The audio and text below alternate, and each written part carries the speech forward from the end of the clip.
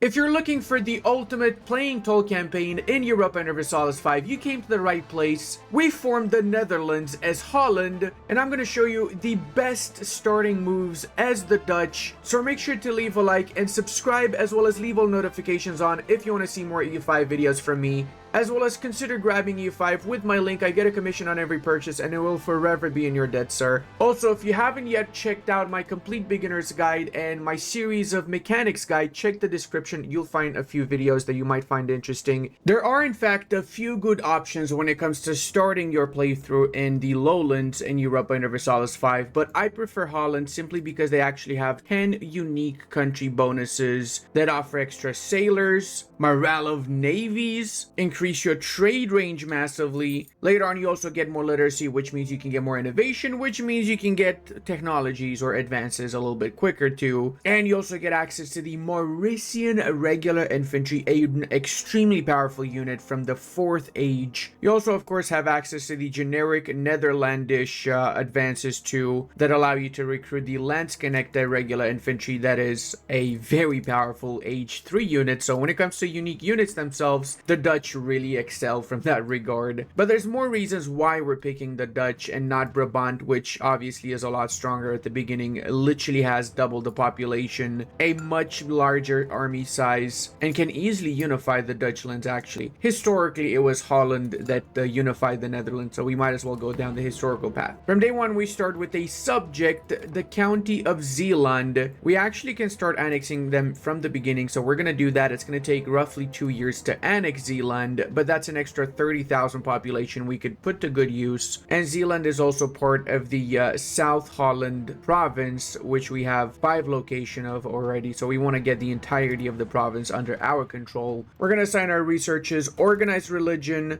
guilds, universal Christianity, and then the rest of this, honestly, just queue it up any way you want. We will change our advances queue as we progress significantly, and I'll let you guys know what is more important to go for and prioritize over what other advances. We also start over our force limit. So what that means is that we currently have a force limit of 2 for fortifications. If we have more than 2.23 fortifications, it increases our fort maintenance. So we're paying significantly more for our fortifications right now, 34% more payment for fort maintenance. I prefer to delete the one in Dordrecht, since this is not the capital of the South Holland province. That would be Den Haag. So we want to maintain fortifications pretty much only in the capitals of our provinces, because if a capital province gets occupied, then automatically the rest of the locations within that province will get occupied as well. That significantly lower the cost of maintaining our fortifications. We're also going to bring it down to 50%,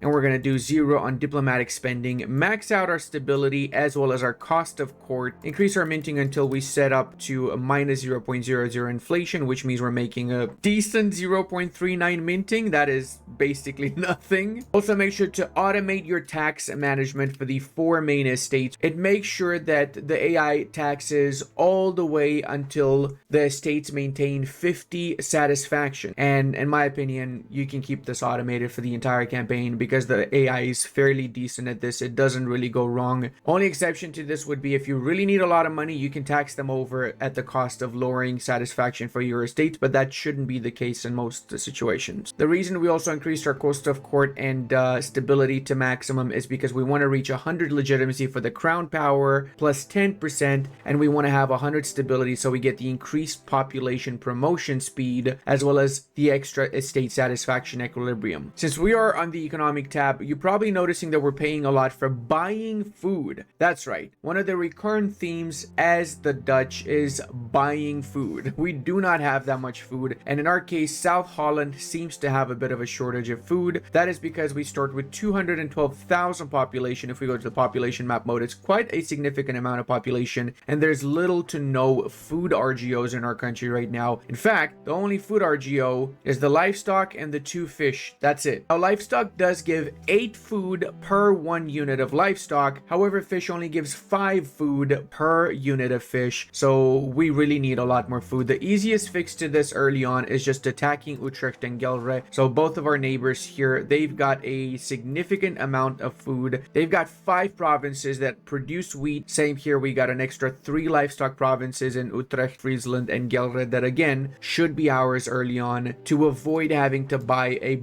ton of food from the market. Next thing we're going to do is we're going to go to our F1 government tab, and we start with the feudal nobility, which gives us progress towards traditional economy, increases loyalty of subjects, and increases satisfaction for the noble estate. That is not a really good government reform. We also have two possible government reforms, so we're going to get our second one, which you probably guessed it, is going to be the food production plus 20% and monthly progress for serfdom. Ludi, are you crazy? What are you doing? Why are you getting food production and serfdom? It's because food production literally will be one of our biggest issues for most of the campaign. If we don't handle that properly, it can really ruin our complete playthrough. And this 20% is going to be a massive deal. We will change this government reform later on once we're able to sustain food-wise our entire population. So that's basically after we've unified the northern parts of the Dutch areas. But for now, we have to go for this government reform. And I would like to change feudal nobility as well with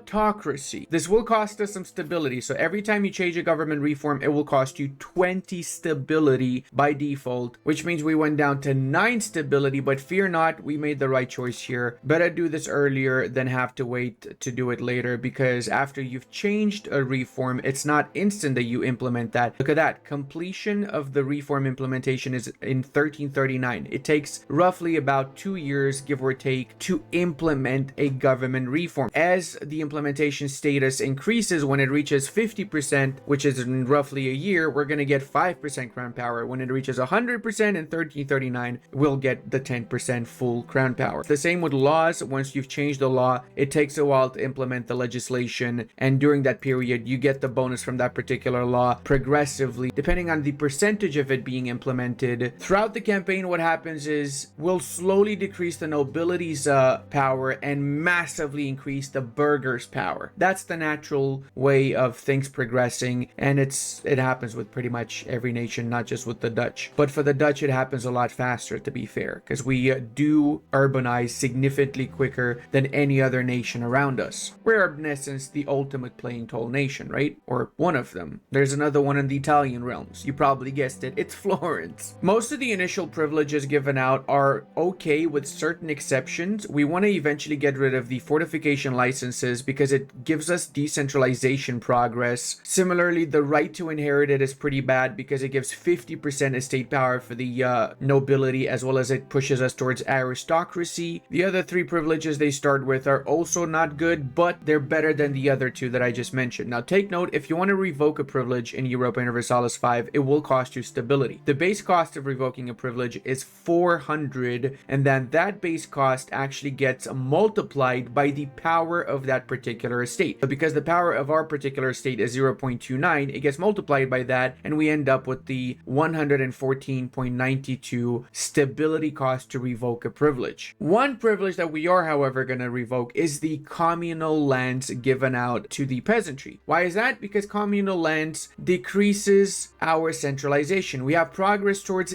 decentralization by 0.20. So if we go to our values and we hover over the centralization versus decentralization, right now we're moving by 0.24 towards decentralization every month, mostly because of the communal lands privilege given out to the commoners. So if we go back to the estate, right click on this, we will revoke it. It will put us in negative stability, but it's fine. We'll get that back fairly quickly. What this also means is if we go back to the values, we're only moving towards decentralization by 0.04. So we can go back to country, cabinet, and we can assign one of our cabinets to change societal values. And then we click on centralization, which means if we go now back to values, we are moving towards centralization by 0.09 monthly, since we have the cabinet influencing this by 0.14. There's more ways of pushing us towards centralization, such as more privileges, legislation that can be changed, increasing our average control and development in the country. And let's figure out, why do you want to go centralized? Because I probably should should have mentioned that earlier. When it comes to values, in general, you want to go towards a value that really helps your country get more attuned with the type of playstyle that you have. There are some exceptions for this, and the main exception is centralization versus decentralization. In 99% of cases, you want to go centralization. The reason for that is because centralization gives 50% crown power. It lowers the proximity cost. Proximity cost itself helps out a lot with increasing your control in your country, whilst crown power, if we go back to country and estates, when we hover over crown power, well, these are all the benefits that you get from crown power. In essence, the amount of income that you get from trade is dependent on crown power. So if we go to our income tab and we go to trade, we establish some trades. Let's say go for the suggested imports for profit for now, since we just want to make a little bit of extra money. We only have 3.72 trade capacity right now, and our trade advantage is 14.18, making us the second in the Bruges market. Actually, look at that. First is the county of Flanders because it's their market, and then it's us right afterwards, with Brabant being third. What that means is that we can make quite a little bit of money off of the Bruges market, but we need more trade capacity. 3.72 is very little, so we're going to focus on getting a lot more of that. If we go back here, we're making 4.7 trade income, but you probably noticed that we're actually supposed to be making a lot more from those trade routes. Why is it only 4.7 trade income? Well, it's because our crown power is 26%. So out of 100% share, we only get 20% or 26% of that share. If we had 100% crown power, then we would get 4 times more trade income. We'd have about 12 trade income. So throughout the campaign, and as soon as we possibly can, we want to max out our crown power or reach as high as possible crown power. There's a few ways to do that, and we'll get into those in a couple of moments, but let's go back to the values, because we still need to talk about values a little bit. Now, I'm sorry, I know I'm making this video very long, but it's really important that you guys really understand the basics for these things, especially when you play as a country as unique as Holland. Otherwise, you really can get screwed over very easily, because you are a very tiny nation and you need to make up for the fact that you're tiny with a proper playstyle. Now, also, before we continue, I want to mention that I have a values guide and a complete beginner's guide. So if you haven't watched those, check the description of this video, pause this video or finish this video, and then if you're still confused, watch those videos too. It will better explain in detail every single aspect of the game. This video is meant to more illustrate the unique playstyle of Holland and how you can, as Holland, prosper in your playthrough. As the Dutch, as Holland, we want to go centralization, as I mentioned earlier. We want to go innovative because it increases our cultural influence and maximum literacy, as well as it makes it cheaper to embrace institutions. Humanist or spiritualist is about the same. Spiritualist allows us to convert faster but lowers assimilation, and vice versa. We can assimilate faster but lowers conversion from humanist. I guess we can stay spiritualist mostly because when the Reformation happens, we can switch from Catholics to Protestant very easy and convert everything a little bit faster if we're still spiritualist. Aristocratic, politicratic, we want to keep in the middle actually. We have a lot of push towards aristocratic, 0.35. That is due to the privileges given out to the nobility and due to laws such as aristocratic court. But the reality is you don't want to have either. So aristocratic makes your nobles very powerful. Plutocratic makes your burghers very powerful. The other bonuses you get are very tiny compared to the 50% power that either one of the estates get. So the truth is you want to keep it on 0. It's better lowering their power than just getting the 5% discipline or the 2.5% trade efficiency. You end up losing more trade efficiency by having strong burghers, which means you lose out on crown power, which means you get more income anyway. So that trade efficiency is pointless. So this is just flat out bait. You want to keep this 0. And this applies for any country, by the way, not just Holland. When it comes to serfdom and free subjects, I like to go for free subjects as the Dutch because we get population, food consumption, and promotion speed, as well as prosperity, but it does mean we'll be able to tax our peasants a lot less. Belligerent, conciliatory, doesn't matter. Same for quality, quantity, offensive, defense. All three of these pretty much doesn't make too much of a difference, and I wouldn't even bother focusing on this in the first 150 years anyway. You can focus on this in the later part of the campaign, and we'll talk about it when we get to that point. For now, we're just talking about the important early game values. Now, land versus naval, the school of thought is very simple here. If you have a lot of land, so if you're like Bohemia and you're only surrounded by land, you want to go 100% land because that will lower your proximity cost through land by 10%. If you have a lot of sea tiles that you're adjacent to, you want to go naval because that will lower your proximity cost through naval, and it lowers it by 1 flat, which is a huge amount. So because most of our country is adjacent to sea tiles, we want to go to 100% naval as soon as we possibly can. Capitalist economy, you trade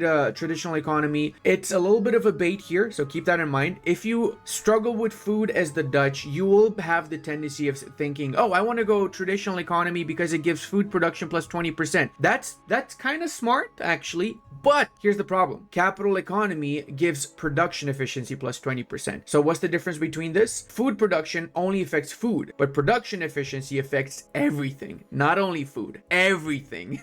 It means you make more of absolutely everything. And it also lowers your bank interest. It makes your buildings cheaper, but it does lower food production by 20%. So you end up basically getting 0 food bonus, but you get 20% bonus for everything else, and you get loan interest and building cost reduction. So going for 100% capital economy, as you progress in the campaign, this makes a massive difference, especially in the mid game when 10% building cost literally equals about 7,000 ducats for certain buildings. It is that crazy, and I'm talking very late game. But still, I recommend going capital economy. It's not going to be easy though. We get a push towards traditional economy already, so it will take a while to actually go full on capital economy. Don't worry about this too much early on. Another one you do want to worry about is communalism. Communalism gives 50% privilege revoke cost, which is huge because it means we can revoke a lot cheaper. It does mean we get migration cost reduction, but that's honestly not the worst thing. And estate satisfaction and equilibrium. Individualism is the opposite specter. You get some morale of armies and navies. It's not that big of a deal, to be fair. Population migration is okay, but overall you want to keep communalism as 100% for the entire campaign, in my opinion. So when you're moving towards centralization, the amount that you're moving with determines the maximum amount of that particular value that you have. So for centralization in particular, we can only have 9 centralization maximum. So right now we have 60 days decentralization. Eventually it will reach 9 centralization and stay at 9 because we don't have more monthly increase. If we had 0.5 monthly increase towards centralization, it would cap out at 50% centralization. There's ways to go over that cap that we'll explain as we progress in the campaign too. But for now, this is your crash course into values. If you have any questions, make sure to leave them in the comment section. I will answer as soon as I see them. We want to give one privilege out for the Boers because they are very pissed off. They have 13% satisfaction, so we don't want them to rebel. So we're going to replace the privilege we took away from them with commoner militia. What does that mean? It means that we increase the size of our levy so we can raise more units when we go to war. They get combat efficiency increased by 25, and they are allowed to use weapons, which means the demand for the weaponry good increases within our market. We give this out. Instantly, we increased our satisfaction with this estate by 15%, so they're less rebellious now. We want to give a couple more privileges for the burghers, namely, we want to give the Commercial Advisory Council, which increases our trade capacity and pushes our value towards capital economy by 0.05. There's actually quite a few privileges that we would be smart to give out to the burghers, but I'm only going to give a single other privilege, the urban development grants. Why is that? Well, because the urban development grants increases our monthly development by 0.01 flat, as well as it pushes us towards innovative. So that means that if we hover over our provinces here and we go to the development, right now we're getting 0.006% monthly development. Doesn't seem like a lot because it's not a lot actually, but if we didn't give that privilege out, we would be losing development. So it's going to be a challenge to increase development, but stick around. I'll tell you exactly how. This is just the first step. Now back to the estates, because the estates is honestly extremely important. It really makes or breaks your game, so pay close attention here. We're not giving any more privileges out because every time you give a privilege to an estate, it lowers the satisfaction of the other estate. They get jealous. They're like, why is that estate getting all the privileges and I'm not getting anything? So now the nobility are down to 30% because they got pissed off because we gave the burghers a lot of privileges, whilst the burghers are super happy. Going back to our cabinet, we're going to assign the second cabinet to stabilize the country, which will automatically increase our stability. So right now we're getting 0.79. We can increase this a little bit more by getting a cabinet member. So the way we assign cabinet members is based on their ability. Right now we're going to get a cabinet member that has high military ability because stabilizing the country requires a military ability. So more military ability for the cabinet member, the more efficient the stabilization is. So now we're getting 0.08 for stabilizing monthly. Same here for the societal values. We're going to assign someone that has high diplomatic ability, and as such we're getting 0.17 rather than 0.14 monthly change for centralization, which means we're going to end up with 13 centralization eventually. Take note, if you want to change your cabinet member, it will cost you 5 stability. So don't be changing cabinet members every 5 seconds because you will end up with no stability. That's why when you assign a cabinet member, it's smart to give someone that has a decent amount of all 3 abilities, not just like 100 military and 0 in the other two, and then you can only use them for military cabinet actions and for nothing else. And speaking of, you can actually see what kind of ability is required for each particular cabinet action. We're also going to be taking the 2 ships we start with, and we're going to give them an objective. Namely, we're going to give them the objective of patrolling the seas, select the sea tiles that we have, and then assign the navy. What this does is it will passively increase the maritime presence in these areas. The higher the maritime presence, the lower the proximity cost between maritime tiles. We're also going to assign an admiral, and make sure you look out for characters that have a blue trait, because blue trait means that's an admiral trait. A red one is a general trait, and the purple one is a rural trait. In our case, Reno is the best guy to assign for this position. And we also can do our very first mission tree. There's 3 types of mission trees: expansion, politics, and economics. Pretty self-explanatory. They do exactly what you would expect them. I like to do the cabinets as my first one because it's the easiest one to navigate. But honestly, the most powerful one is either the capital economy or the infrastructure one. I like to do these a little bit later though, because once I have a bit more land, it's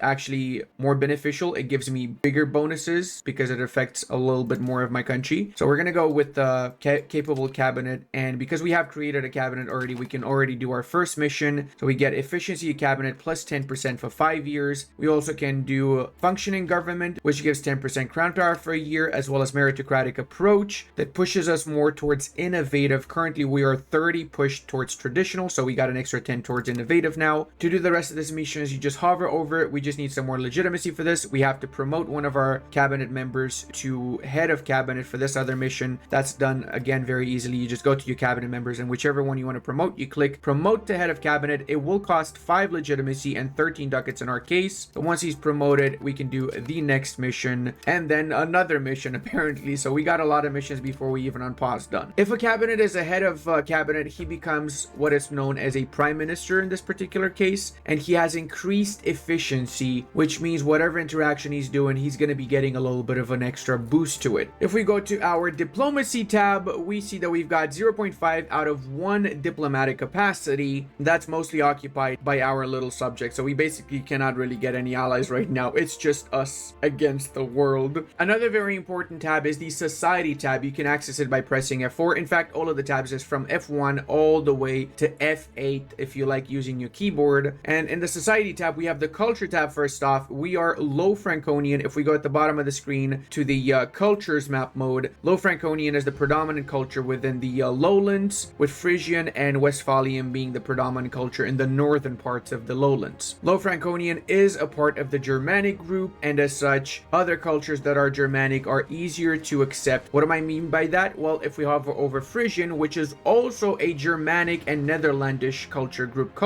because they're part of the same culture group, it only costs us 0.15 cultural capacity to make them an accepted culture. The difference between a discriminated, a tolerated, and an accepted culture is what you can do with populations of that particular culture. So accepted cultures are basically the same like our primary cultures. There's literally no difference. However, in order to accept cultures, you need to use cultural capacity. So we only start with 1 cultural capacity, and we already are using 0.15 out of that to accept the Frisians. Later on, once we have to accept the Westphalians, that's going to be another 0.15. But if we were to accept the Picards or Francian, someone that is not in our culture group, it will be significantly more expensive to do so. For now, let's actually unpause after a million hours of talking and see what happens, because we can handle the cultures and everything later on in the campaign, right? Hey, look at that. Our trade capacity has in fact increased to 4.33. That's not only affected by the privilege we gave out, but it also is affected by the Magdeburg rights, which is another privilege, as well as the fact that the language in the market is the same as our court language. And we also have the Merchant Guild advance from age 1 that increases it by 5% more. And last but not least, the burgher estate power also increases it by 7%. The more powerful our burghers, the more trade capacity percentage modifier that you get. Now let's go to our production tab, which is where we're going to start building up our country. There's 2 ways of actually seeing this. You can go by the default listing, or you can do it by the cards display, and that way you actually see the icon of the building itself as well as the category in which it is a part of. So the raw production category is windmills, lumber mills, etc. Then you got the basic industry, you've got the weapon industry, and so on. It's up to you how you prefer this. Government buildings, it's also pretty easy to understand. I actually like the list display what I like to do is I like to click on the type of population, and that way I know what kind of buildings are available for that particular type of population. So in my case here, the nobles can build the embassy, the royal court, and the royal garden, as long as we have the money for it, which we don't have right now. But for us, we're going to go for the burghers, because that's where we're going to need most of our buildings to be built for now. And we're going to click on maximum profit per level, which means the most profitable buildings will go at the top of the queue, and then click on it again, which means the least profitable or no profit buildings will go at the top. We're doing this because we actually want to build up marketplaces. Why? Because marketplaces give us trade capacity. So it costs us 40 ducats right now to build a single marketplace. We're going to build one in Den Haag, which is our current capital. And as we get more money, we just build more marketplaces for now. That is the main source of income, and that's the main focus we're going to have. At the bottom of our screen here, we have a few international organizations, namely the Hainosian Hollandish Union. This particular international organization is a personal union type of IO, and right now it is between Hainaut and Holland. There is no senior partner. If we go to the union policies, we have federal status. After 5 years, we can define senior partnership. When that is enacted, the way that senior partnership is determined is by who has a more great power score. We have 687, they have 633. So if we were to enact that particular legislation right now, we would become junior partners of Hainaut. So we only want to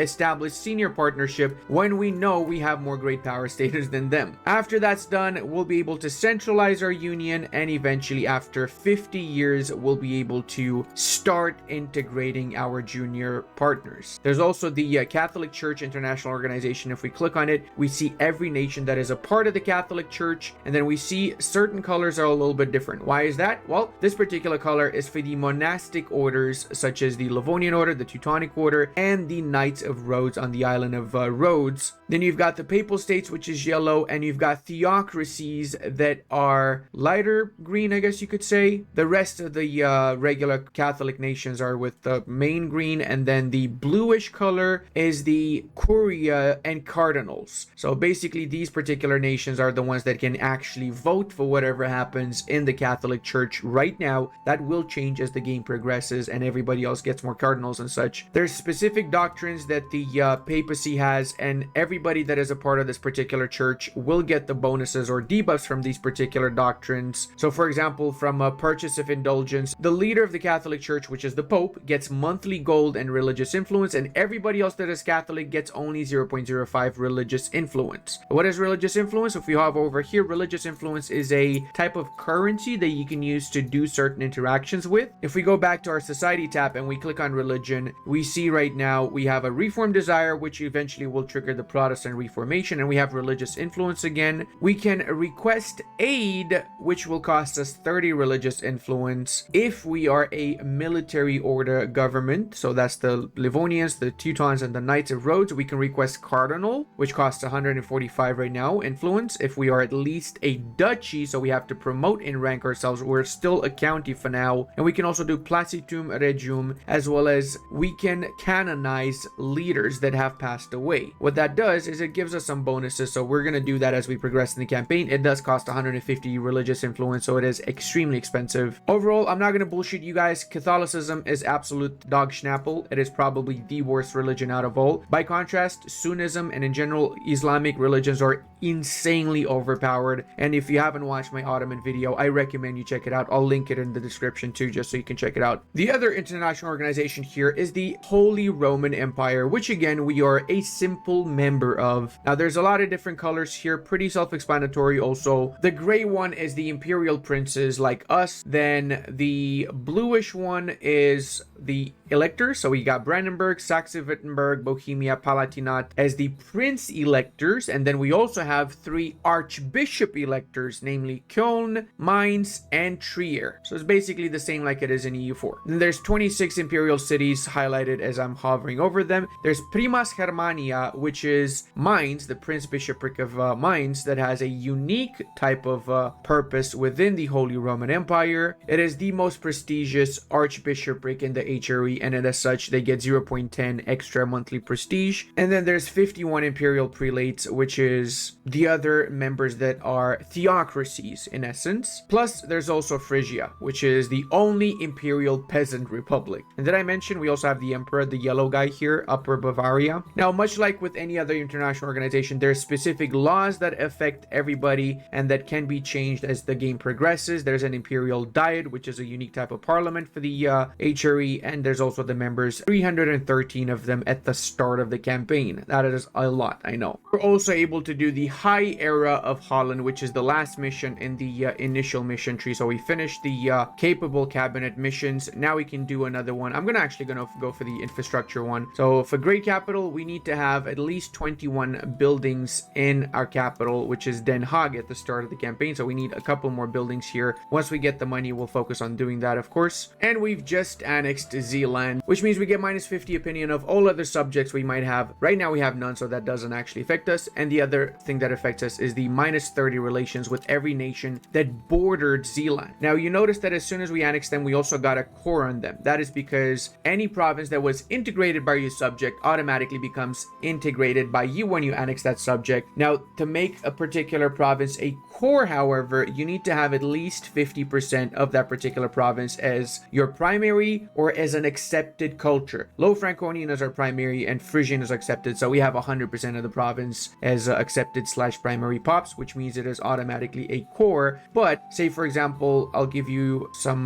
Byzantine situations. If we click on the Byzantines, they've got Thessalia, which is not yet integrated. It's conquered, which means they get minus 20 assimilation conversion and maximum control minus 10% until they integrate it. After they integrate it, it becomes integrated if there's not enough accepted or primary pops, which means plus 5% control, minus 10 assimilation speed, and some separatism. Once they've got 50% accepted or primary pops, it becomes a core location, which means 20% max control and so on. Basically, the end goal for every location you have. You might have also noticed we're basically dying right now. We got a lot of ducats. That's because we inherit whatever ducats our subject had when we annexed them. But we also have buying food. Why is that? Because there's not enough food right now. It's that straightforward. So I'm gonna go over to Amsterdam and I'm gonna upgrade the livestock to level 3. That should give me an extra 8 food. It's still not enough, but once I have more money, I'm gonna upgrade this again to level 4, and hopefully that should cover us for a while at least. Also, after a month, this has gone away. So why did we for 1 month have minus 14 on the food? Is because after we annexed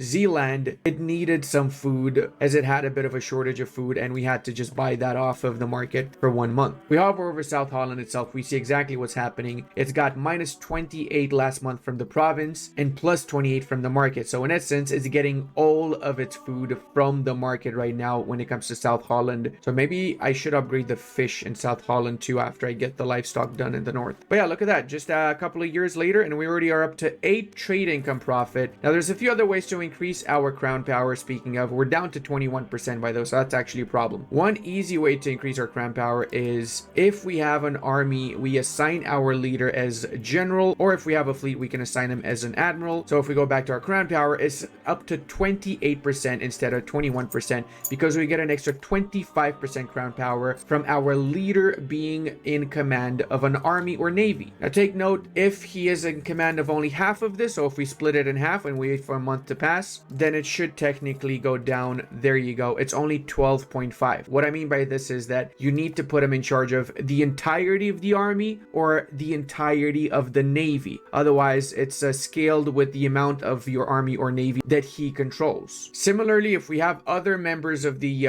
royal family that we can assign in the cabinet, again, those members will increase our crown power, but right now we don't have anyone. Is he even married? He is. He's got a fresh-born lady baby. Okay, well, you know what? We can also do this, adopt a local culture. Apparently, he is not a Low Franconian, but he is now. So that means we lose opinion of all nations that have our previous culture, which I believe is Picard. Yep, he was a Picard ski before. Because of that increase in crown power, we really are making a lot more money. So we're going to build up another marketplace. This time we're going to do it. Actually, we're going to do it still in Den Haag. We've got enough space in Den Haag. If we click on the province, we can currently have 53 building levels without penalties in Den Haag. We can go above this, but then we're going to start incurring penalties, and we currently only have 17. And we also just got our very very first land dog. We're gonna call our land dog in Den Haag, our capital. And what is the land dog? It's the parliament. We're gonna have a parliament debate, okay? There's a few issues we could go for here. My personal favorite is increased naval infrastructure, because not only do we get development in our provinces, and this is a lot of development, by the way, but we also get push towards naval. We get +2 towards naval, which currently sits at 20.0. The way that it works right now is, for this to pass, we need to have above 50%. If it's green, the little circle, then it passes. If it's red, it fails. So if it's 49.9, if it's below 50%, it failed. Now we can, of course, give it naval support, which increases by 24%. Hot diggity, yes please.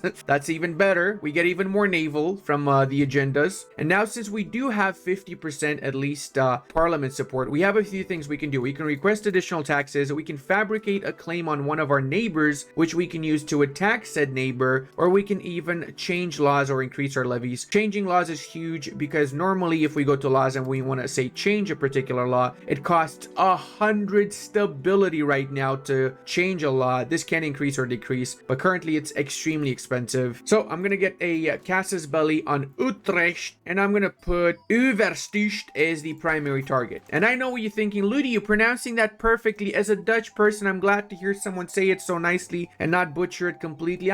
Hey, I'm just here to deliver, okay? I'm half Dutch really at heart, really, just not actually. But all that being said, I do apologize for the pronunciation butchering. I'm sorry. All right, now we still need 50% because we do want to pass this parliament issue. So we're going to give everything else. We're going to give aristocratic movement, which lowers our legitimacy a little bit. We increase our opinion. We increase our opinion again. And then we end up with having to give privileges. Ooh, okay, that's actually not good. Oh, actually, no. Embellish great works of faith is not bad, because I would like the extra centralization. So yeah, we can do embellish great works of... Oh, God, no. 49.75? Oh, come on. This is just bad luck. This is actually just bad luck. Is this a good privilege to give out? It's not. Oh, come on. Well, I guess we're gonna fail it. Whatever the case, we can start our very first war. Select our casus belli as parliament approved claims on province. Now we do notice we're taking a 20% stability hit if we attack Utrecht. The reason for that is because they have good relations with us. If they're above 100 relations with us, then we get 20 stability. If they're above 50 relations with us, then we only get 10 stability debuff. To lower the relations, there's not many things we can do actually. We can send them an insult, and you can actually customize and choose whichever insult you want, but we're still above 100 and we cannot send an insult again. It's only going to be capped at -50 from insulting. Truth be told, guys, the best defense you can have in this game is just improve relations with your neighbors. Really, that's it. We did take the 20 stability hit. We had literally no choice, unfortunately, because Utrecht has been improving relations with us. Well, not so much anymore because we're at war now, so we got minus relations, but they were before. Now we can go to our levies, and we're going to be raising all of our levies. Hey, we got some support in land tag, but we had -5 previously, so it's still back to 49.75. This game is just baiting me right now, I swear. We're gonna attack in this particular province. We want to occupy all of the provinces that they have that do not have fortifications if possible, to prevent them from raising any units. We might need to get some military access through Gelre, so let's go ahead and go to access, purchase military access. In this iteration of Europa Universalis, it does cost you to get military access, so we just paid 18 for the military access through Gelre. We prevented the units from spawning in Amersfoort, but they did spawn in Utrecht, so we're gonna have to push over and wipe them out in Utrecht. We both have horrible levies, so it doesn't make much of a difference when it comes down to organization, formations, etc. This is just a slog of bodies right now. Whoever has more basically wins. That's how it works right now. We're gonna chase them down. We're gonna try and occupy all of the areas to the northern bits before we siege down the fortification, because it will take a while to siege down actually Utrecht. We could say leave behind a few units just so we don't lose progress on the siege, but that means we will have less units to chase down and attack the rest of Utrecht, so it's a little bit of a gamble here. This is exactly what I was talking about. They do have a sizable army here actually, so if we lose this battle, we're probably going to be losing the war. We got a decent amount of frontage and about 1,000 units more than they do, so we should be able to hold on to our little front. There you go. We inflicted way more damage on them than they did on us as well, and their reinforcements were too late, so we wiped them out too. Now we're going to do the same. We're going to wipe out everything left and right here as soon as possible, just so we can prevent them from merging their armies, and then that would actually be a bigger issue for us. As for sieging down provinces, we're going to go only for the location that is the capital of that province. If we go to the province map mode, for the Overstische province, Zwolle is the capital. The way that we can tell is because you see the actual flag of the nation only within the capital of the provinces, as well as if you actually scroll into it, you see that it has an outline that is silverish. For the capital, the outline is goldish,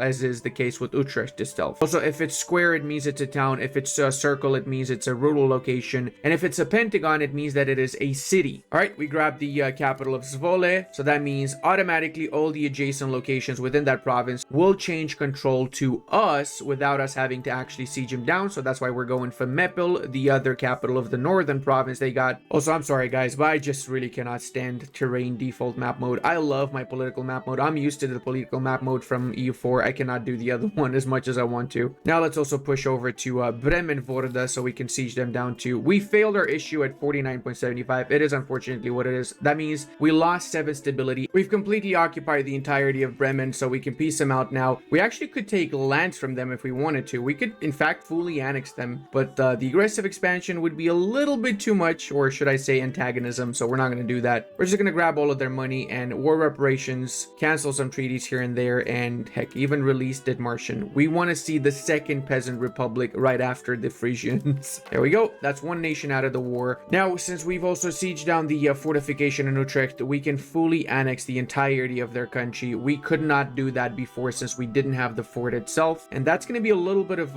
aggressive expansion actually. Oh, that's actually a lot of aggressive expansion. Maybe I'm going to take a little bit less because I don't want to have a coalition of literally everybody. Yeah, this works. This is actually a lot better. We can let them keep 2 locations in the north and they can give us all their money, war reparations, cancel all their treaties, yada yada yada. Boom, there we go. We've literally doubled in size. More importantly though, we actually got access now to 2 wheat locations in the northern provinces, a legumes location which gives another 5 food, sturdy grain which again gives 5 food. It's not great but still better than nothing. And I realized the livestock was this location. I thought it was this one, so I should have taken the livestock instead of the legumes one. We're gonna grab it in the next war. We'll be fine. Now that the war is over, we're gonna be disbanding our levies, and we've got a lot of non-integrated provinces. So we're gonna assign this particular gentleman, and we're gonna change the cabinet action to integrate province, which requires military ability. First off, we're gonna do North Holland, which has 60% progress already. That's because if we go to the integration map mode, 3 locations are already integrated. We're just missing out 2 locations, which means 40% of the province. Once these 2 get integrated, they're gonna automatically become cores because both of the locations are majority low Franconian culture. Cannot really say the same for the northern provinces, which are actually Westphalian. So we can go to our society and we can turn Westphalian into a tolerated culture, and then we can change it from tolerated to accepted for just 0.15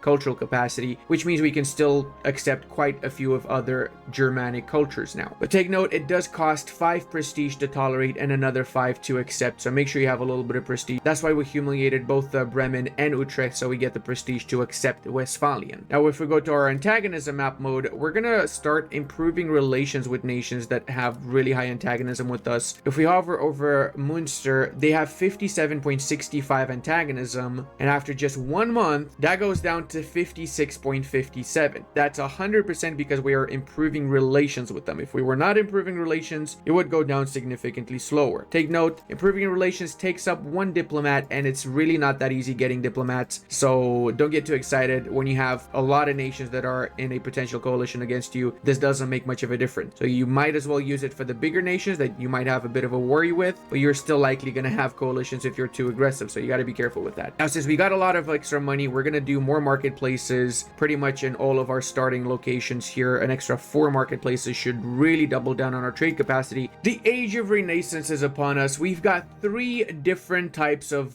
focuses: diplomatic, admin, and military. Each of them have unique advances, and once you've gotten these advances, you have the ability to research them. After you've researched them, you keep them for the rest of the campaign. They are not only for this age, they're for the entire campaign. So this is a really important decision. Personally, I always go for admin focus on the Age of Renaissance because of this one advance, local infrastructure. It gives minus 2.5 proximity cost. So I keep talking about proximity cost and control, but I haven't showed you guys yet. If you haven't watched my beginner's guide, which again I recommend you check out, I'm going to give you a crash course. If we go to the control map mode, control determines pretty much how much you get out of your provinces. So because we have 58% control in here, we get minus 41% crown power, sailors reduce manpower, promotion conversion, assimilation speed reduction, levy size reduction. If it's 100, we get no reductions. If it's 0, you basically get nothing nothing out of that province. But it's more than just that. If we go to our base tax map mode and we click on one of these provinces, see, we're getting no tax out of these provinces. Even if, say, Utrecht might have a lot of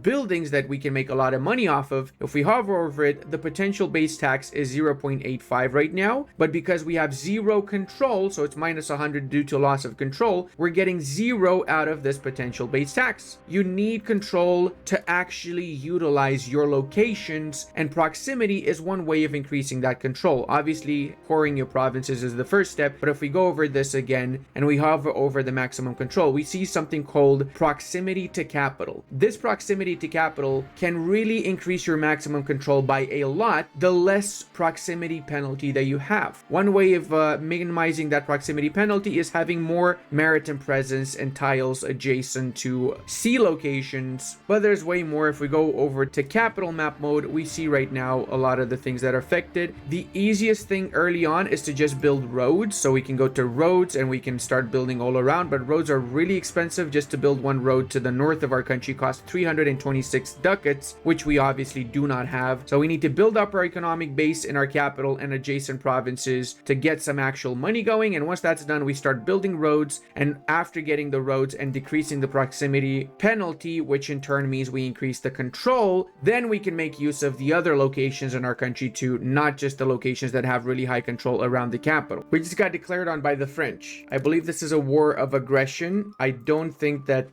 I can win this. There is zero chance of me winning this, in fact. So best I can do, and yes, the Emperor does defend Upper Bavaria as the Emperor, but as you can probably tell, this is our side and this is the enemy side. We stand zero chance here, guys. Yes, it is an OCB war, which means it's more expensive for them to take provinces, so it's more likely that I can peace out without losing provinces. I can check what exactly they want from me. So right now they just want money. That's it. They would be okay with me giving them money. Is that it? Nothing else, right? It's just money. I'll take it.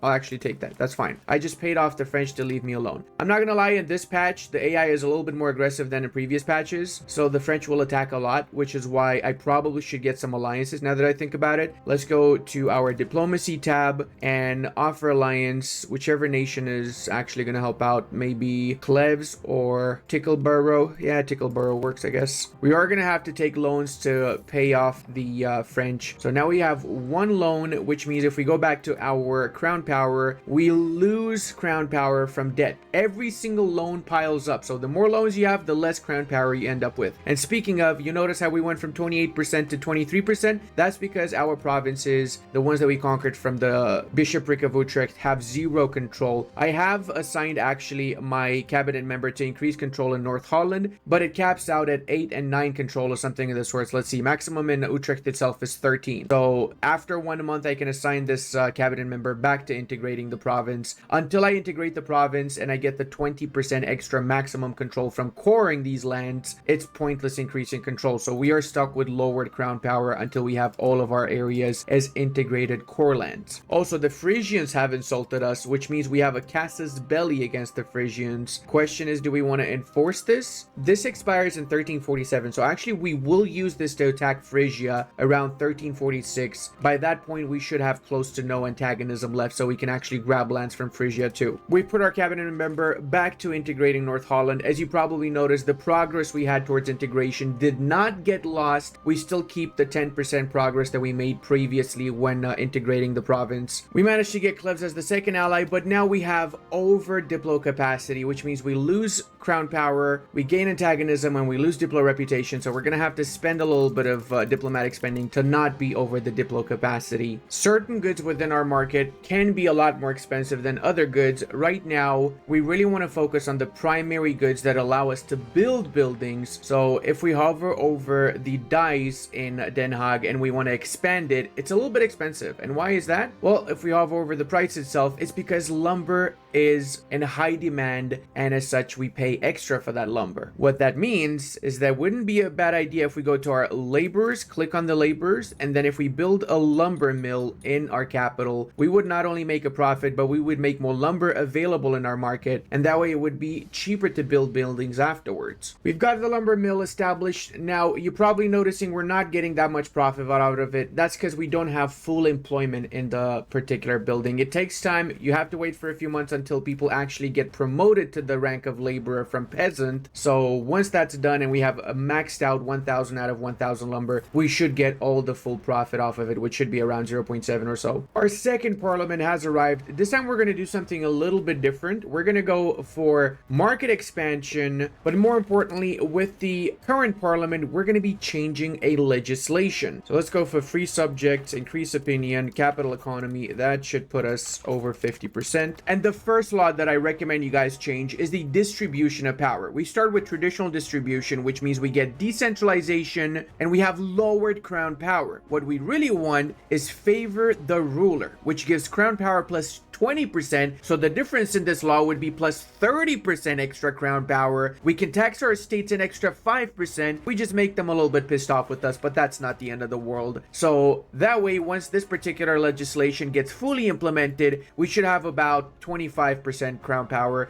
Our crown power again has lowered because our leader is no longer an admiral. Why is that, you ask? Well, because Hainaut has more great power score than us. So technically he's the leader of Hainaut and we cannot use him. If we want to use him again, we need to get more great power score than Hainaut, which is somehow a lot higher than us for now.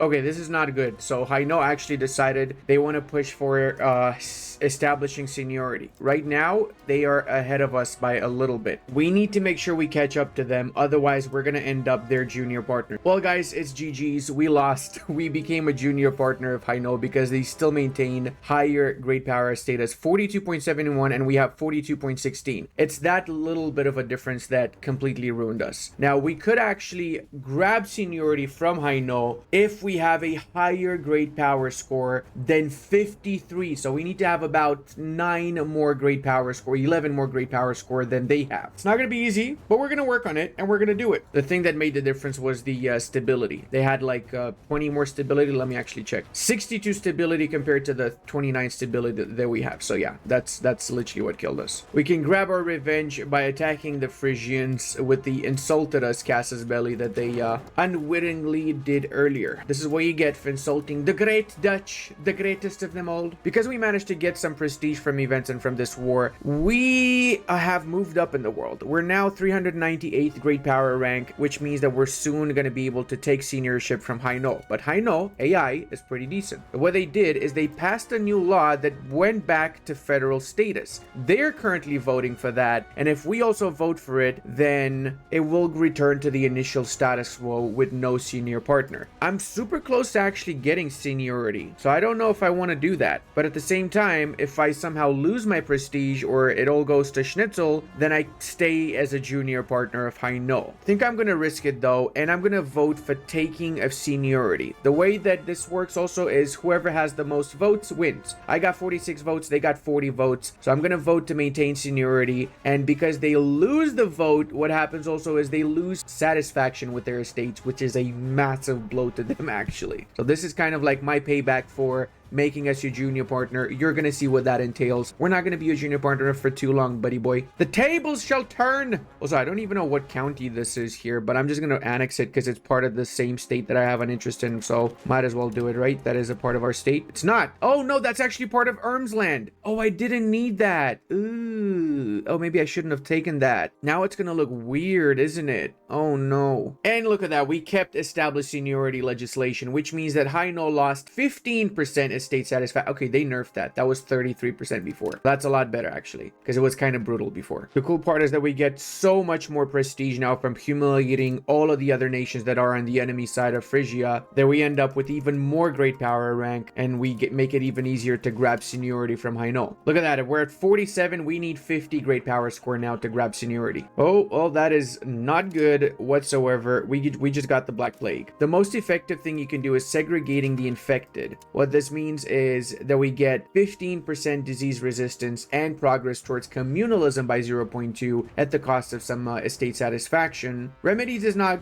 that bad, but segregating the infected, in my test runs at least, has been the best. Expelling the sick is also not bad. You get a lot of communalism and you can build pest houses, but you still have to pay for these pest houses, even though they give double the resistance compared to segregating. But remember, segregating is just a button. You don't need to build nothing. And speaking of, we actually need to continue to build marketplaces. We kind of forgot to do that, didn't we? One more thing we probably would be wise to do is move the court into hiding. Again, it costs 10 stability, but it lowers the chance of our court people dying, including our leader. All right, I think we can do our peace seal. We don't even need to wait for this fort to finish sieging, because we don't actually need to annex that province. We would have way too much antagonism. This already is kind of stretching it. We're gonna have to be at peace for a very, very long time afterwards, just so we can wait for the antagonism to lower. And we're gonna grab as much stuff as we can from Friesland. Boom, there we go. We are literally triple in size from how we started just 15 years ago. Disband the levies, and let's actually check how many more provinces we need in order to form the Netherlands. We need 7 more locations. Okay, 7 more locations. That means 1 war against Gelre, and we should be fine. 1, 2, 3, 4, 5, 6, 7 with their little subject here, or ally, whatever they are. Brabant's also taken a big chunk out of Gelre, so that's a little bit worrisome. Now let's also continue to build more marketplaces, and I'm gonna improve relations, because let's check our map mode here. Yeah, that's not good. I'm gonna improve actually with Gelre first, just so they don't join a coalition, because then it's gonna make it a lot harder to actually take their lands later. Let's check the current situation of the Black Plagues. It's basically spread all over Europe. 28 million deaths, not that bad considering. 2.2 million in France and 1.9 million in the Crown of Castile. I don't see it spreading into Africa and Asia yet, and in fact I noticed a lot of the times it doesn't spread into Africa at all, which makes Africa kind of strong for a while at least. Oh, I love this. People are gonna hate us, but we get 5 progress towards centralization, which is actually amazing. With the next parliament, we're changing another law, administrative system. We're going for central council, which gives centralization 0.10 as well as efficiency of cabinet plus 5%. Since Renaissance also triggered, we have to actually embrace these institutions to be able to research these advances. However, there is one advance that goes by default when Renaissance triggers, scholarly treaty. So we queued it up already after we finish experience of the Baltic Crusades. There's some really important advances in this particular advanced tree that you need to be aware of. For us in particular, the food production plus 10% is pretty good. And then the literacy for clergy, for burghers, maritime trade advantage, stability investment also is pretty huge. We're not going to go for religious wars because right now we don't have any heretics around. This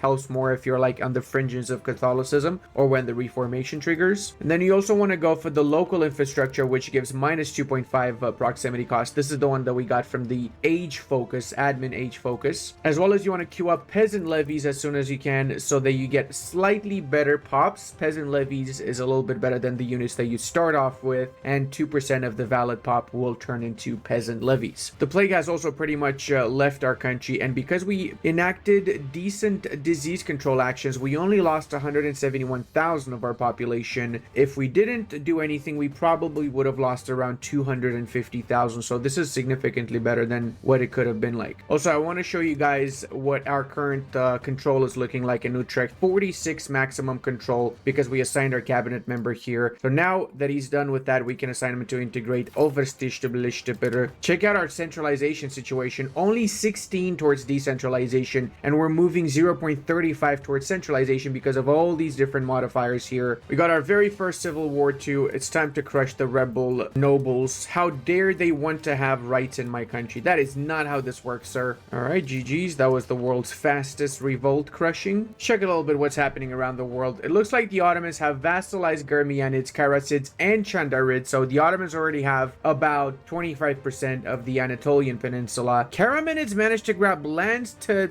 basically block off the Ottomans from the wow, okay, that's actually very surprising. Never seen the Karamanids this aggressive against the Ottomans. Oh, and Ottomans also wiped out Ahios Republic. There was another nation here that doesn't exist anymore. Cilicia also wiped out Cyprus. Oh, that is so big brain. Actually, that is my go-to playthrough. When I play as Cilicia, I wipe out Cyprus because nobody helps them, so it's just basically free lands. And in case the Mamluks attacks you, then you just can survive in Cyprus. Maybe. Castile also wiped out Granada mostly, and they got a big foothold in North North Africa together with their Portuguese friends. The Teutons got their asses handed also. It seems like Lithuania has absolutely won that war. And we got another parliament approved casus belli against Utrecht this time. We want to finish what we started earlier, and they've got a lot of alliances, including Geldre, Riodville de Bru, and everybody else that I cannot honestly pronounce. The reason we're attacking them is because we not only want to get rid of what's left here, two small little provinces, but if we manage to grab a couple of provinces from Geldre without having to fight their massive alliance network, that is a massive win in my books. What I've noticed happens is around the 1350s, 60s, everybody, and I mean everyone, already has crazy alliance networks. So the AI is a lot more consolidated, and kind of feel like that's also why they're not as aggressive. So I feel like a workaround about this would be to just give them less diplomatic capacity. That should limit the amount of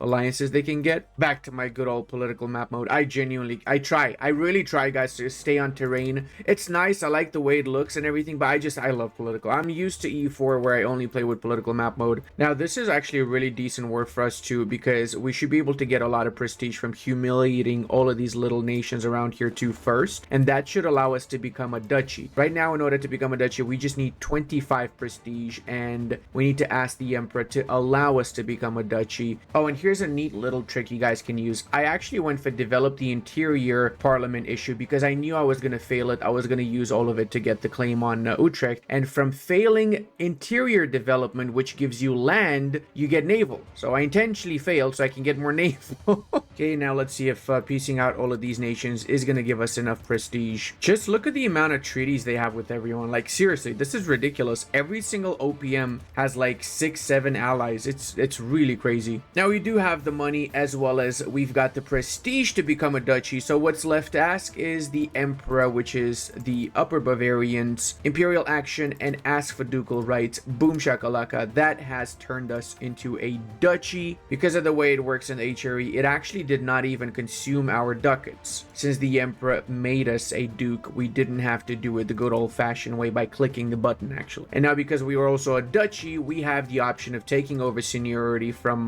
the Hainosians. It is a bit unfortunate, but if I was to take all the provinces I would love to take from Gelre, I would have a coalition that is half the freaking HRE. So I'm only taking 2 provinces, enough to connect my lands here. So we're taking Hardervish and the wheat province of Kiel. We can have up to 10 units of wheat in this province alone, and there's also 10 fiber crops in Harderwilsch. Now that allows us to properly annex the entirety of Utrecht. It makes no difference, but we can also cancel all of their cores. I like to do that because I'm a big enjoyer of canceling cores. Again, doesn't make any difference, but I believe now we should be about 4 provinces away from forming the Netherlands. 3 provinces away. Okay, so in the next war against Gelder, we will just grab these 3 provinces, and that should be basically it for forming the Netherlands. This is a lot later than I did it previously, because they've actually increased the amount of aggressive expansion, or better yet, antagonism I'm noticing that I'm getting right now. Okay, now I need you guys to be aware of this, okay? I'm using early access version to record this. The button to take over seniority is supposed to give me seniority instantly. It's not doing that. It's not properly scripted. When you get the game, it should work, okay? To point that out. So this is what you do. If you're in this situation, just make sure you get more great power score and you become the senior partner. In my case, because it's broken, I have to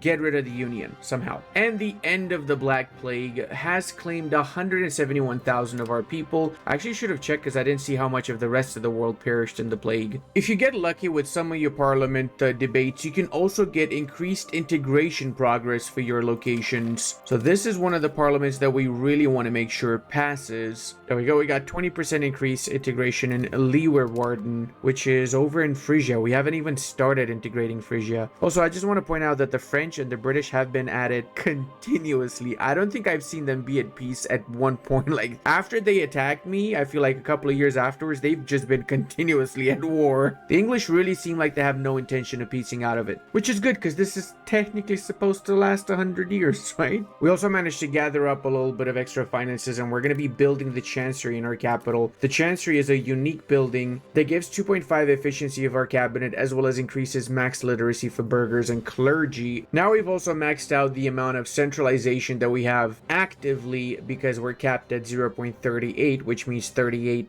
centralization impact. What we can do now is either either increase this somehow, or we can start moving towards another value with our cabinet member. Unfortunately, I really need to integrate a lot of provinces, so considering he's done his job with that, I'm going to ask him to integrate for now the Gelre province. Now, you probably noticed we already have 5.56 integration. That is because by default, after you've conquered a province, it will start getting integration progress, but it is super slow. So when you assign a cabinet member, it just makes a massive difference. This is the default value, 0.10, and that gets increased by 1.87 in our case from assigning Gerben de Witt, which then gets modified by a variety of things such as power projection in our case. So if we were to assign them to incorporate another area in the north, which has been ours for some time now, it's already at 7.37%. All right, let's see how many more marketplaces we can get done. An extra 2 more afterwards. That's a decent amount. We will have to eventually upgrade all of our locations to towns and cities though. Speaking of, Flanders already has 2 cities. Flanders, I'm going to say it, is actually really powerful because they start as a subject of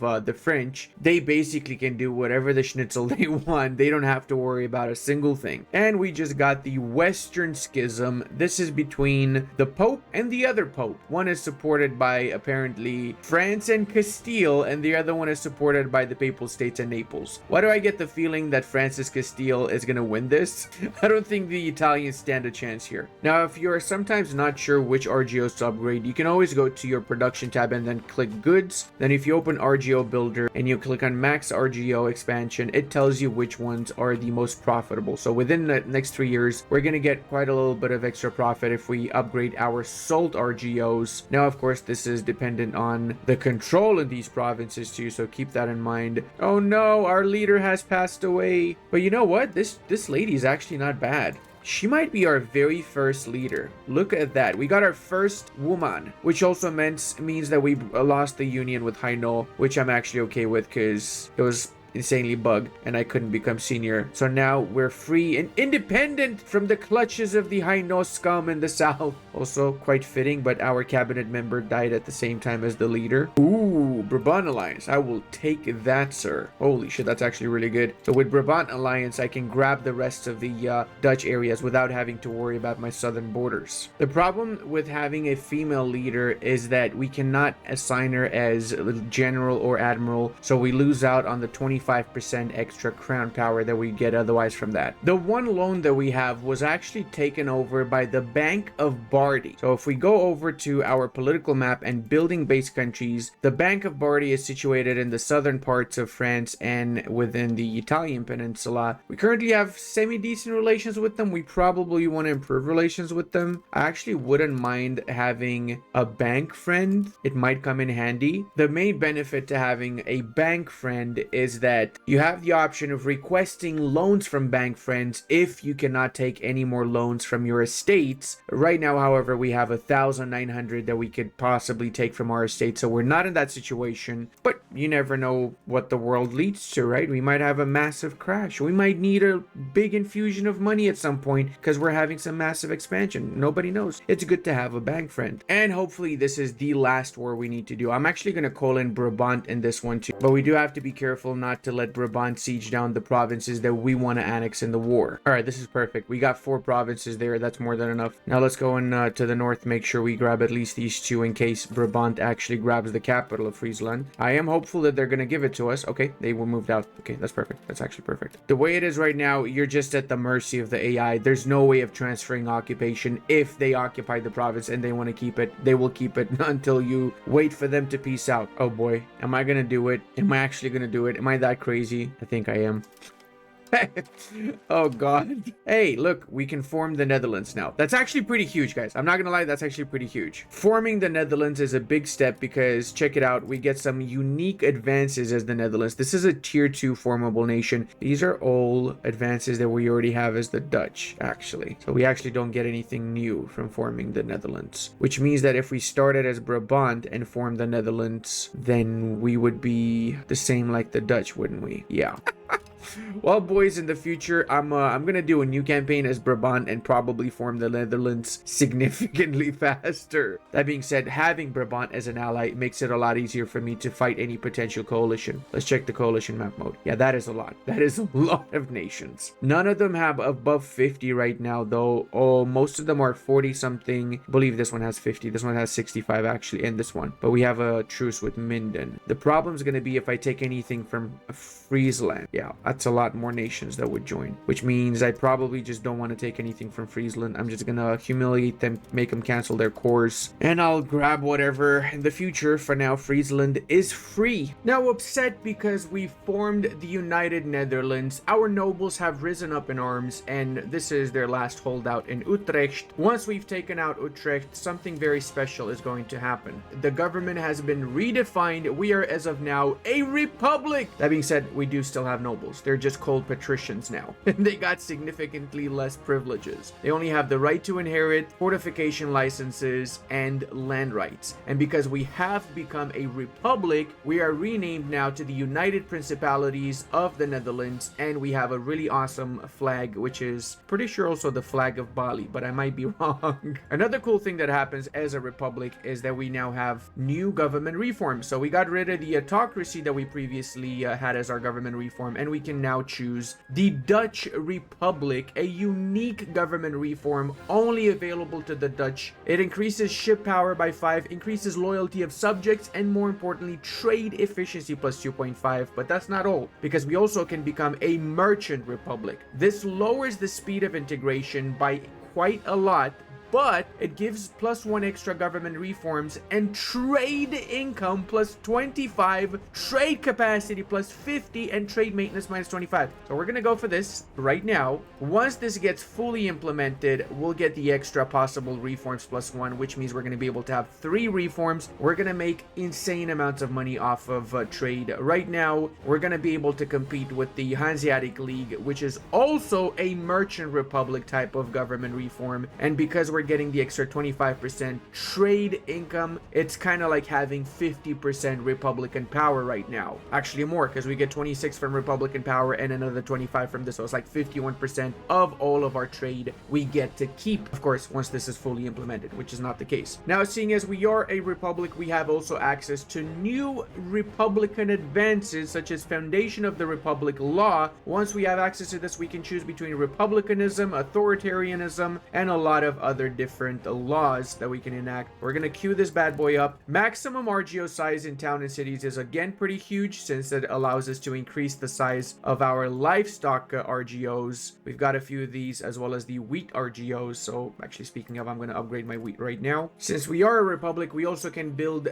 the City Guard, which is a military building available in our capital only, that gives us monthly manpower +2 and allows us to recruit regiments in that particular location. One more building that we really want to spam is the library. Why is that so important? Well, the library gives promotion speed for population, it increases cultural influence, literacy maxed out by 5%, and institution growth. If you have a town or city, you absolutely want to create a library in it. And speaking of, they've made some changes with the more recent patch. Right now, to upgrade to a city, we just need 30,000 population. So that means this particular province in Hoorn can not only become a town, but it can also become a city as of right now. Not sure if they're going to keep the 30,000 limit for the release version or not, but I feel like 30,000 is very low. I kind of liked it when it was 50,000 more, to be honest. Having those extra libraries means we have a demand increase for books, so we're going to have to get some scriptoriums. Because we already have the Merchant Republic, we cannot also choose the Dutch Republic. However, in my opinion, the Merchant Republic is significantly better than the Dutch Republic because of the trade capacity increase, the fact that it's a free reform, and the trade income +25. It is an actual no-brainer. Between that and the Dutch Republic, you always want to go for Merchant Republic. I'm going to choose the diplomatic traditions as my third government reform. That extra +3 diplomatic reputation is going to be absolutely huge, especially since it helps us lower antagonism, as well as it makes other nations more likely to ally with with us or become our diplomatic subjects if that's what we want to do with them. Okay, we also are getting a lot more money now. We got a profit of 23 per month, so we can use all of this extra money to get a lot of roads everywhere. My next priority is literally just spamming roads in every single province, as that's going to really increase our control by a lot. Check it out. Building a road from Amsterdam to Alkmaar is going to increase our control from 34.6 max control to 52.21 control. That's because of the extra 38.3 proximity to capital increase from the road. So I am kidding you not when I say roads will literally double our economy as the Dutch areas. It is that powerful. We also did the all roads lead to Den Haag mission, which increases our centralization plus 10, and we can do push for centralization, which gives us monthly progress for centralization by 0.50. So if you go to our values, we're currently getting 0.72 push towards centralization each month, which means that we're capped out at 72 centralization. What we want to do is take advantage of this particular period, and we're going to assign one of our cabinet members to double down on that and change societal value centralization, and now we're capped out at 87 centralization. So way better. We're doing this because this is a temporary modifier. It expires in 2 years, and look at that, we can get another 10 push towards centralization for 2.5 stability. So we're already up at 64. This is crazy. We also have the option of going for taxation reforms for 20 years, which increases push to centralization by another 0.10, and we get tax efficiency plus 10%. It is gonna piss off our states, but 100% it's worth it. Let's go back to values. We can have up to 97% max centralization. That's crazy. We basically have 100 centralization in the 1300s. I'm telling you, the Dutch are insanely overpowered. And no, I know that this is not just for the Dutch. This mission is available to anyone. Just go for infrastructure missions. It is insanely OP. All right, let's continue to build more roads. We already basically built off most of the southern parts of the Dutch areas. We got another awesome event. Growth of Amsterdam. 0.2 development, and we move towards capital economy. Or we can get an extra 5 centralization push, some migrants, and 1 development in Amsterdam. Oh, that is huge. That is actually huge. 1 development is 100% worth it. We're up to 26 development now. That is amazing, guys. But we had to take quite a few loans for that. So, yeah, we gotta focus on paying off the loans first. Oh, yes, baby. We have expand gravel road network, which again pushes us by 10 towards centralization. So if we finish this particular debate in the parliament, we get up to 92 centralization already. So we already are capped up at 107. That goes over 100, but it stops at 100. So the 7 doesn't make any difference. You might have also noticed I've got an absolutely horrible cabinet member, and you're probably wondering, Ludi, why are you not replacing this guy? I don't have any, okay? I need to hire new cabinet members, and they cost 228 to hire one, which is very expensive. Unfortunately, one problem with playing as a smaller republic / mercantile nation, you can have issues with your population not producing as many courtiers. We could fix this by making sure our current courtiers have children, so these particular children will be able to become courtiers once they grow up. So we can say encourage them to have an admin education, which means they're going to have more admin points, so we can use them for admin interactions. The other kid I'm going to encourage for diplo education, so he's going to have more diplo ability, which means I'm going to use them for diplomatic actions. But they're 4-year-old and like 5 or something, so it's going to take a while until they grow up. And there you have it. We passed our agenda, which means we are now up to 98.5 centralization. Oh my freaking god. I don't even need to have this guy assigned on centralization anymore. I'm just gonna have him integrate whatever province. Getting this value up to basically 100 already is an actual godsend. Our current type of succession law is the oligarchic elective, which means that once our current leader passes away, we're gonna have to choose between 3 other high scoring individuals. Right now that would be Captain Volter, Maria de Vigedig, and Emilia Vigaga de Bug, all of which are solid picks, as you would imagine. Foundation of the Republic legislation is the meritocratic rule, which increases trade capacity by another 5%. There we go. Gelderland also got integrated. So now let's try and do the same with Drenthe. Since we also have quite a bit of money, let's get some more roads established. Reminds me of that old Dutch song, Country Roads, Take Me Home, where the bicycles are on the road. Here's another very important thing to keep in mind. after you've cored up your provinces, it's not instant that you get this maximum control, right? It takes a while. So I actually recommend, if you have extra cabinet members, to assign them, or even pause integrating for a second and assign your cabinet members to increase control, because it helps out so much. It's been a few years since we've attacked anyone, so we're back at it again, attacking the Frisians. I feel like we're the ultimate Frisian bully right now. Because we have increased control, we also get more levies, which makes it even easier for us to wipe out our neighbors. Oh my god, Cilicia literally pulled one from my book of playing the Armenians, and they exiled themselves to Cyprus to get away from the Mamelukes.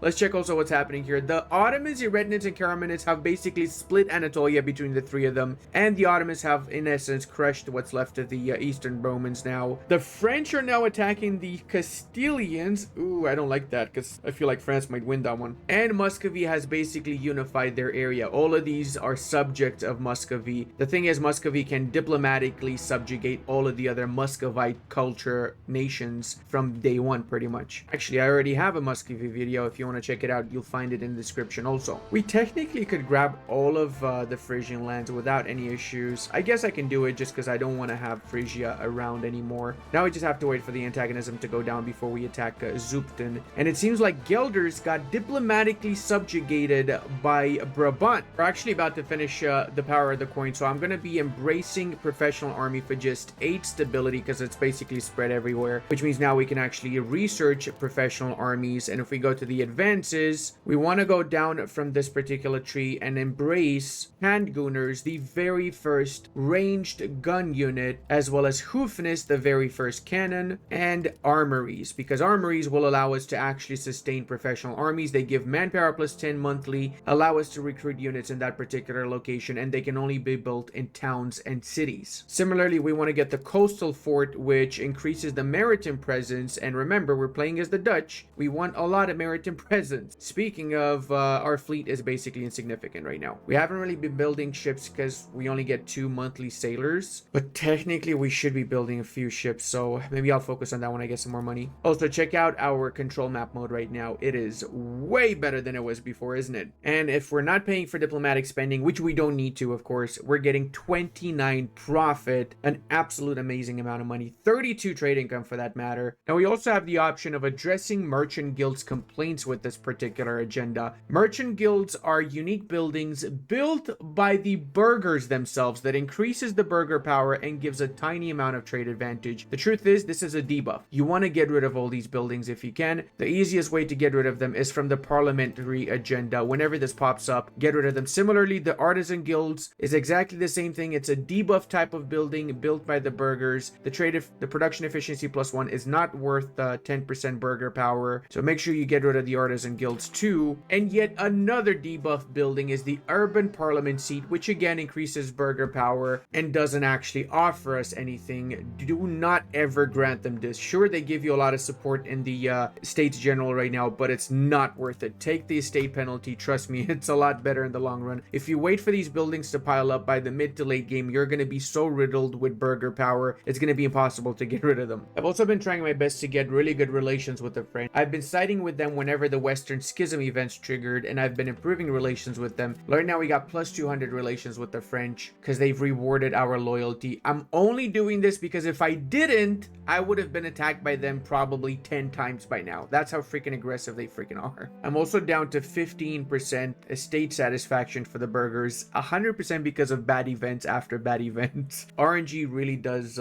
make a difference in games. Guess it's time we also get that Republican tradition from canonizing. Wait a second, France won the 100 Years War. Whoa. This was like 60 years, buddy.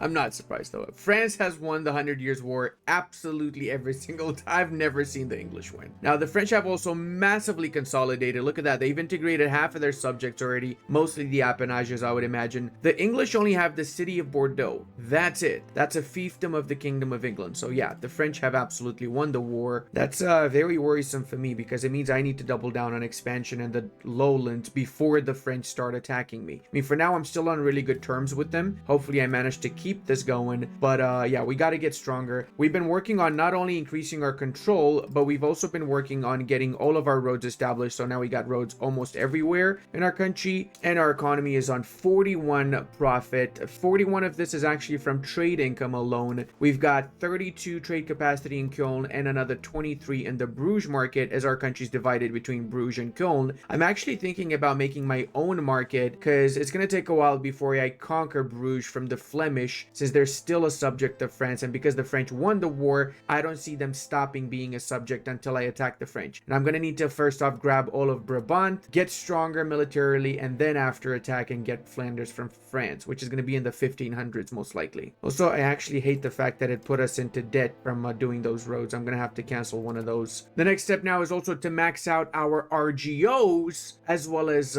continue to expand our towns and expand the buildings within these towns. We've got a little bit of an easy target in the south, namely Lune, which is not really that stacked in the field of alliances. They do have good relations with us though, so we're gonna have to send them a scornful insult before we attack them. This way, since they're below 50 relations, we do not take any more the 10 stability hit from attacking. Now we're also going to be applying a divide and conquer sort of tactic. We don't want to let the enemy armies merge into one bigger stack. I'm kind of thinking to be greedy here and grab all of Cleve and Lune, because not only Lune but Cleve is also primary lower Franconian, so we just increased the amount of primary culture pops we've got in our country by roughly around 70,000 population. That is actually a lot of extra primary pops that we got now. I think the only other nation I can attack that is low Franconian is Zupen, and let's see what their alliance block is like. It's actually a really weak alliance block. Okay, so I'm going to attack when my truce is over with them then. That would leave out only Brabant and these little fellas here. We also managed to get our hands on the advances for the cannon maker and the gunsmith. So we're going to build up in our Amsterdam province a gunsmith, and we're going to follow that up with the cannon maker right afterwards, so we can start recruiting actual soldiers and have the equipment for those units within our country. We don't have the manpower though. That's why we have to wait until we get the armory before we actually start setting up our very first professional army. And look at this, guys. Almost everything is a core of ours. I love looking at this map mode and seeing so much green. Now, we also had a few civil wars, and because of that, our prosperity is really not good in certain provinces. We want to assign our cabinet member to help recover prosperity wherever we are suffering from it. So right now in Amersfoort, we've got minus 52 prosperity, which means we have all of these horrible debuffs, including development reduction, population growth, food production reduction. This cabinet member will help basically bring this particular location back into the fold, and then we can do the same thing with the other provinces in the north and the ones that we just conquered from Lune and Klebs. So this is kind of funny, but I've been trying to lower my relations with Zugden a lot. I've insulted them, I got a casus belli on them, I did everything I could, I embargoed them, but yeah, it's just nothing works. Even embargoing them doesn't make much of a difference. We still have above 100 relations, which means attacking them, which we're going to be doing in a second here, is going to cost us 20 stability. Oh, this is the most painful thing ever. The stability hit is not something I enjoy. It has to be done. We got to get Zugden out of the way. It might sometimes seem very scary when you have a lot of allies you're attacking, but look at this. This is their allies right here. 1, 2, 3, 4. They're pretty much useless. I mean, this is just free prestige farm for me. Look at that. Humiliation, prestige, a little bit of money, cancel some treaties, and that's it. Rinse and repeat, because at the start of the campaign, at least, they don't have fortifications, so it's very easy to conquer them. Later, this changes. Mid to late game, they all build castles, so you're going to struggle a lot to siege down 8 or 9 castles that they might have. We're actually going to grab the province of Maastricht too, because Maastricht is a part of the Limburg province, which I believe Limburg is also Dutch, if I'm not mistaken, right? There we go. Looking way better, aren't we? Let's go to relations, create subject nation, custom subject, and it's going to be a vassal, assign one of our courtiers, and booyah shaka boys. We've got our very first subject. We're also going to go to subject actions, and we're going to give them the location in Maastricht, because we're not going to have access to this area anyway. We might as well let the subject integrate it for us. Once they've integrated their provinces, they're also going to be useful because they might have 1,000 to 2,000 levies that they can muster, which we can use against the stronger foes like Brabant when we're ready to attack them. Yay, we got armories. Okay, that's huge. Let's go ahead and go to soldiers, and we're gonna build some armories in Amsterdam and basically just one armory in each of our bigger cities. It's actually a little bit cheaper to build armories for us because we've got excess of leather, a little bit of extra weaponry and masonry. So it's we're gonna take advantage of them being cheaper so we can spam a couple of armories. One armory in each of our cities should allow us to at least have 1,000 standing army, more or less. There you go, we got a little bit more money so we can build more armories. As with any building, it takes a little bit of time before your armory gets fully occupied with soldiers. They have to be recruited from the lower strata, from the peasantry. All right, so we've reached the 1400s. We've got 800 manpower and growing from our armories, which means we're now able to actually recruit some more soldiers. I'm going to focus a little bit more on galleys though, because we need extra maritime presence. If we check the other countries around, the French right now have a standing army of about 2,000 regular soldiers. The rest of the 200,000 is manpower and levies, so we don't really need to rush. I usually use the French as a benchmark. If the French are doing it, then I probably need to be doing it too. Also, check out Beyliks of Eretna completely wiped out Karamanids, and the rest of the Anatolia is owned directly by the Ottomans, with Aydins as their subject. So the Ottomans are significantly more aggressive than in previous patches, actually, as are the Eretnids. Usually this would happen much later on. We also have a bit of a weird situation because Aragon lost the lands to the Moroccans as well as the Castilians, and Valencia is free. I think every single run I've had, Aragon died one way or another. They're just so freaking weak for some reason. As for us, we're making 44 off of trade alone, and we're doing really good actually economically. Control has massively increased too, and it's going to increase even more once we get those ships running. And yes, we should have had those ships a while back. I just don't have the sailors for them. In order to get the sailors, we're going to need some wharfs. Right now, we can only build one in Dordrecht, which means I'm going to have one extra sailor from the one that we already have monthly, so it's not good. I really hope you guys enjoyed this Holland video into Netherlands. I'm going to finish this here. I'm not going to continue the campaign. I might start a brand new Holland campaign. The problem is that I actually have 3 game-breaking bugs right now, one of which is the fact that we became a republic without me actually wanting to become a republic because of a bug. The bug has since been addressed with the newer patch that I'm on now, but the newer version of the patch is causing me other issues. So when the release version comes out, which should be in a couple of days from now, I will probably redo my Netherlands campaign. Regardless if you stay as a monarchy or as a republic, the Netherlands is definitely a very unique and really good nation to be playing as and learning the game as if you don't want to be a major, massive nation that conquers everything around it. It's also a very laid-back playstyle that I personally really enjoyed, and I hope you will too. So if you haven't yet gotten Europa Universalis 5 and you're thinking about it, consider using my link. I get a commission for every purchase, and I would really, really appreciate it. Till the next time, take care of yourself.